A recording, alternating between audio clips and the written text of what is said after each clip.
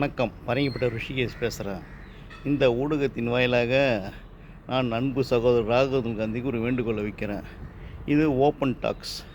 இதை ராகுல் காந்தி ஏற்றுக்கிட்டு செயலில் இறங்கணுன்றது தான் என்னோடய அன்பான வேண்டுகோள். அன்பு சகோதரர் ராகுல் காந்தி அவர்களே, தங்களுடைய தூக்கத்தை கலையுங்கள். இந்தியா இப்போது காட்டு மிராண்டி கூட்டத்திடமும் பகல் கொள்ளை கூட்டத்திடமும் சிக்கியிருக்கு. அதை காப்பாற்றியாக வேண்டும்.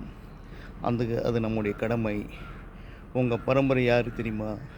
ஃபெரோஸ் காந்தி. உங்கள் அப்பாவுடைய தகப்பனார் ஃபெரோஸ் காந்தி மிகப்பெரிய சுதந்திர போராட்ட வீரர். அதே மாதிரி உங்கள் அப்பாவுடைய தாயார் இந்திரா காந்தி குடும்பம் சாதாரண குடும்பம் இல்லை. இந்திரா காந்தி அவருடைய பாட்டனார் மோதிலால் நேரு மிகப்பெரிய சுதந்திர போராட்ட வீரர்.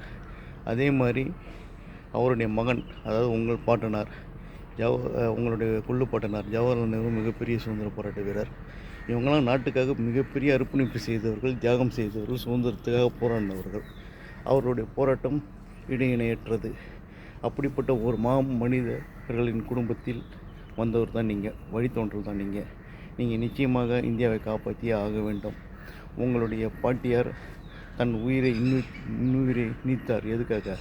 துப்பாக்கி சூட்டால் கொல்லப்பட்டார் நாட்டுக்காக. உங்களுடைய தகப்பனார் வெடிகுண்டால் கொல்லப்பட்டார். எதுக்காக? தேசத்திற்காக. இப்படி நீங்கள் எல்லாருமே உயிர் தியானம் செய்த குடும்பம். அப்படிப்பட்ட குடும்பத்தில் இந்தியாவை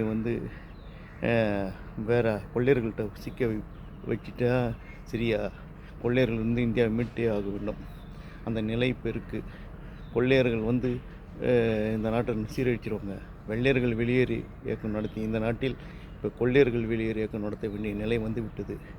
ஒரு மாநிலத்தை சேர்ந்த கொள்ளையர்கள் இந்த நாட்டை சுரண்டிக்கிட்டு இருக்கிறாங்க. அது உங்களுக்கு தெரியும் யாருன்னு. இப்போ இந்தியாவை காப்பாற்றி ஆகணும். இந்தியாவில் ஜனநாயகத்துக்கு ஆபத்து வந்துடுச்சு.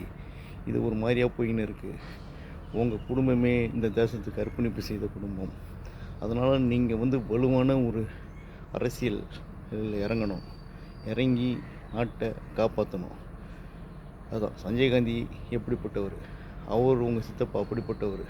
அப்படி வலிமையான ஒரு குடும்பத்திலேருந்து நம்ம சாதாரணமாக விட்டுவிட முடியாது. இந்த நாட்டை காப்பாற்றியே ஆகணும்.